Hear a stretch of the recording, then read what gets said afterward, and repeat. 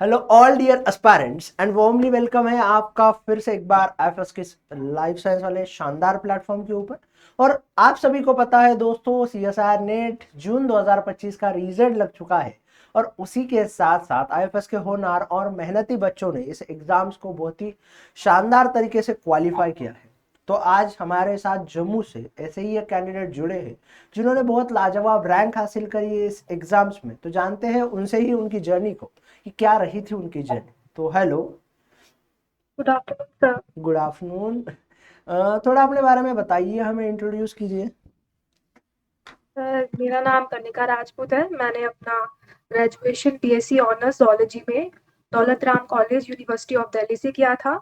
फिर उसके बाद मैंने अपनी मास्टर्स गुरु नानक देव यूनिवर्सिटी अमृतसर में से की है। 2022 से मैं पास आउट हूँ। के बाद मैंने प्रिपेयर करना स्टार्ट किया नेट का।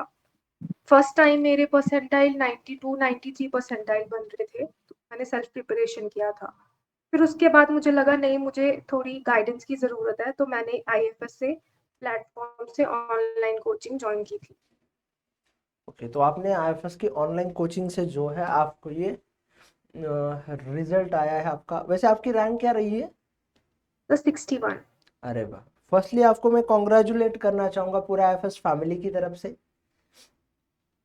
चलिए, अब मुझे ये बताइए कि ये प्रिपरेशंस की जर्नी जो है, या आपको क्यों लगा कि इस एग्जाम्स के लिए प्रिपेयर करना चाहिए, चाहे वो सीएसआर नेट हो या कोई अन्य एग्जाम्स हो।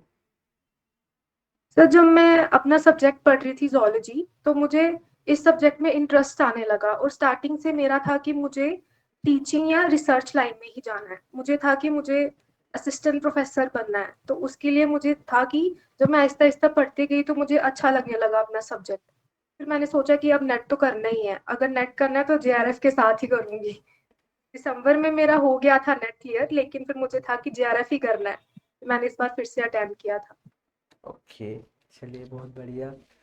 अब थोड़ा आगे बढ़ते हैं और मुझे ये बताइए कि जो हमारा सिलेबस देखने को मिलता है सीएसआर नेट का, उसमें पार्ट ए भी है पार्ट बी भी है, दोनों साइड से सवाल भी आते हैं।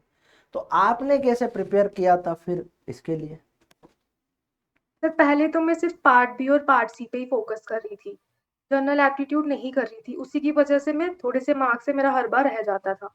फिर मुझे लगा नहीं, जनरल एप्टीट्यूड बहुत ज़रूरी है अगर आपको क्वालिफाई करना है या अच्छा रैंक चाहिए। फिर मैंने सर इस बार जनरल एप्टीट्यूड पे फोकस किया, तो उससे मेरे 8 to 9 क्वेश्चंस करेक्ट हो गए थे। ओके, जनरल एप्टीट्यूड से आपके 8 से 9 सवाल करेक्ट हुए। सर चलिए बहुत बढ़िया। और पार्ट बी के लिए, आपकी लाइफ साइंस वाले के लिए कैसा था? सर वो मैं जितना भी प्लेटफॉर्म पे पढ़ा रहे थे वो सब पढ़ रही थी, साथ में प्रीवियस ईयर क्वेश्चन सॉल्व कर रही थी, और जो सर की केसी सर की आईएफएस की बुक है वहां से क्वेश्चन प्रैक्टिस कर रही थी। बस सर पार्ट सी के साथ साथ मेरा पार्ट बी भी ऑटोमेटिकली प्रिपेयर हो रहा था। बहुत बढ़िया और लाजवाब। अब मुझे ये बताइए कि ये जो एंटायर सिलेबस है ये बहुत वास्ट हमें देखने को मिलता है। तो आपकी एमएससी हो चुकी थी, आप प्रॉपरली फुल्ली प्रिपेयर कर रहे थे सीएसआर नेट के लिए, तो आपका रूटीन कैसे रहता था? फिर कितने आवर्स की पढ़ाई होती थी, कैसे करते थे पढ़ाई? सर एक्चुअली में मैंने पहले 2022 पे जब मास्टर्स हुआ तो मैंने प्रिपेयर करना स्टार्ट किया, लेकिन फिर मैंने 2024 में बीएड में एडमिशन ले लिया था। मैंने साथ साथ में बीएड भी किया है। अभी बीएड मेरी अभी जस्ट अभी खत्म हुई है एग्जाम्स मेरे उसके। तो साथ साथ में मैं ये क्या करती थी कि रोज के मैं 5 to 6 आवर्स तो पढ़ती ही थी। जब मुझे टाइम मिलता था, जैसे सैटरडे संडे होते थे, उस दिन मैं 10 to 12 आवर्स पढ़ती थी। जब भी मुझे टाइम लगता था मैं पढ़ती थी। ओके, जब भी आपको टाइम मिला तब भी आपने पढ़ा, मैं जब भी टाइम देख। निकालती थी मोस्टली पढ़ने में। ओके, टाइम निकाल के पढ़ते थे। ठीक है, तो फिर कैसा रूटीन था? आप 6 आवर्स की आपकी पढ़ाई होती थी या 6 आवर्स आप पढ़ते थे, तो कैसे पढ़ते थे, मतलब क्या? फिर मैंने लाइब्रेरी ज्वाइन की थी, वीकली बेसिस पे जाती थी बीच में। जब नहीं जा पाती थी तो घर पे ही सुबह उठ के, सुबह 6 बजे उठ जाती थी, 2 3 घंटे सुबह पढ़ लेती थी, या फिर जब फ्री होती थी शाम को फिर 4 5 घंटे रात को पढ़ लेती थी। फिर ऐसे ही पढ़ती थी। बहुत ही ज़्यादा मेहनत के साथ आपका ये रैंक आया है। अब मुझे ये बताइए कि जो इंटायर सिलेबस था आपका, उसमें से आपको सबसे इजीएस्ट यूनिट, आपको सिंपल यूनिट या आपकी फेवरेट यूनिट कौन सी लगी? सर अगर ईज़ीएस्ट बोलूँ तो मुझे सबसे ईज़ीएस्ट इकोलॉजी और इवोल्यूशन लगी, लेकिन मेरी फ़ेवरेट यूनिट थी cell bio, cell communication, signalling और मॉल बायो।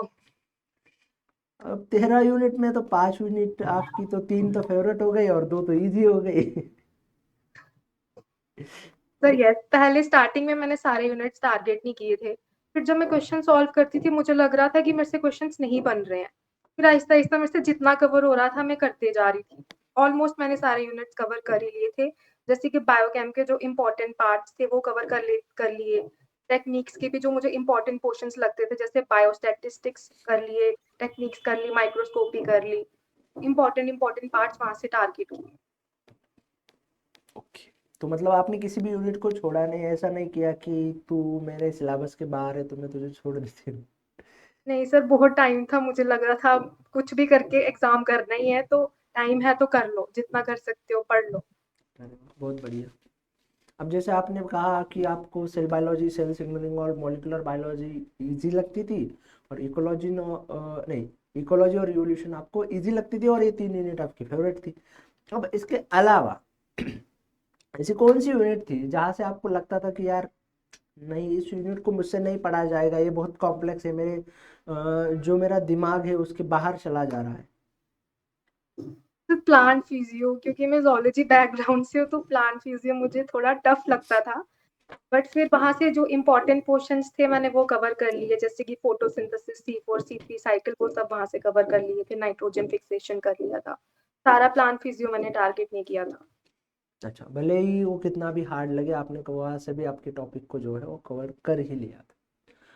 अब मुझे ये बताइए कि आप क्वेश्चन प्रैक्टिस कैसे करते थे, रिवीजन कैसे करते थे, मॉक टेस्ट कैसे लगाते थे? तो जैसे मैंने अगर एक यूनिट रिवाइज कर ली है तो फिर मैं बुक लेके जितने भी उस यूनिट के क्वेश्चंस होते थे सब लगा देती थी, जितना भी मुझे लगता था कि हाँ। फिर उसके बाद मॉक टेस्ट मैंने सर इतने नहीं दिए हैं, मैंने सिर्फ पीवाईक्यूज पे ही ज़्यादा फोकस किया है। अपने मॉक टेस्ट ना देके पीवाईक्यू के ऊपर फोकस किया है ज़्यादा? यस सर, मैं पूरा-पूरा पेपर ले लेती थी, जो पिछले ईयर का पेपर होता था ना, टाइमर लगा के फिर उसी को सॉल्व करती थी कि इतने टाइम में सॉल्व करना है। ओके, और उसका क्या फ़ायदा हुआ? मतलब आपने अब 2022 से आप प्रिपेयर कर रहे हो ये सारी चीज़ें, तो इंस्टेड ऑफ मॉक टेस्ट से आप जो पीवाईक्यू के ऊपर फोकस करते हो, तो वहाँ से क्या बेनिफिट आपको होता है, थोड़ा बताओ। तो मुझे पता लग रहा था कि सीएसआईआर कैसे क्वेश्चंस पूछ रहे हैं एग्जाम्स में। फिर मैं जो मेरे वीक पार्ट्स थे, जो मेरे क्वेश्चंस गलत होते थे, फिर मैं वापस से बुक खोल के उन्हीं चीज़ों को फिर से रिवाइज़ करती थी। अगर मुझे नहीं समझ आता था तो मैं यूट्यूब पे फिर से वीडियोज़ देखती थी। फिर मुझे उस कांसेप्ट को अपना स्ट्रॉन्ग करती थी। मुझे उससे वो फ़ायदा हुआ कि मेरे कौन से पोर्शन वीक हैं और मुझे उसको उस पे कितना काम करना है। बहुत बढ़िया। अब मुझे ये बताइए कि इन द एंटायर प्रिपरेशन, आपकी जो सारी प्रिपरेशंस रही, उसमें कुछ ऐसा समय आता है कि जब आप लंबे समय तक पढ़ते हो तो आपको थोड़ा डीमोटिवेटिंग सा, बोरिंग सा और एग्जॉस्टेड सा फील होता है, या कुछ समय के बाद आपको सैचुरेटेड फील होता है कि यार इससे बाद जो चीज़ें हैं वो मुझे समझ में नहीं आ रही है, तो यस उसके सर। लिए आपने क्या किया था? सर जब मुझे बहुत ज़्यादा डीमोटिवेटिंग फ़ील हो गया तो मैंने 1-2 दिन का ब्रेक लिया। हम्म। मैं घूमने गई, फिर मेरे को ऐसा हो गया था कि मुझे नहीं पढ़ना है, मुझे थोड़ा ब्रेक चाहिए। लेकिन फिर मुझे हो गया कि ठीक है, तू सोच क्या करना है लाइफ़ में, अगर करना है तो कुछ नहीं है, फिर से बैठ जा, हो जाएगा, कोई बात नहीं। बस अपना बेस्ट देना है, बाकी जो होगा वो देख लेंगे। ओके, तो मतलब आपने इंस्टेड ऑफ जो फल मिलने वाला है, आपने आपके कर्मा के ऊपर फोकस किया, और अंततः आपको इतना मतलब बहुत ही ज़्यादा बेहतर रैंक वाला फल भी मिल गए। Yes sir. चलिए, अब मैं आपसे और एक लास्ट सवाल पूछना चाहूँगा। जो भी फ्यूचर के एस्पिरेंट्स हैं, आगे आने वाले बच्चे हैं, तो उनके लिए क्या सलाह देना चाहोगे? मैं यही बोलूँगी कि आप सब कंसिस्टेंट रहो। ऐसे फेसेस आएँगे जब आप बहुत ज़्यादा डिप्रेस्ड, डिमोटिवेटेड फ़ील करोगे, लेकिन आपको गिव अप नहीं करना है। आपको किसी और चीज़ पे फ़ोकस नहीं करना है कि कोई आपके बारे में क्या बोल रहा है, कोई क्या बोल रहा है कि इतने टाइम से प्रिपेयर कर रहे हो, अभी तक नहीं हुआ। आप बस फ़ोकस रहो, अपने क्वेश्चन्स टाइम पे प्रैक्टिस करो, अपना सिलेबस टाइम पे कवर करो, और जनरल एप्टीट्यूड को पक्का ही कुछ ना कुछ तो उसमें से पक्का प्रैक्टिस करो, क्योंकि वो आपको मार्क्स देके जाएगा। कंसिस्टेंट रहो, डिसिप्लिन रहो, बस पढ़ो, बाकी हो जाएगा। चलिए, बहुत बढ़िया। Thank you so much for sharing your experience and your journey with us, and also आपको wishing you very all the best from the all IFS family की तरफ से। Thank you once again. Thank you sir, thank you.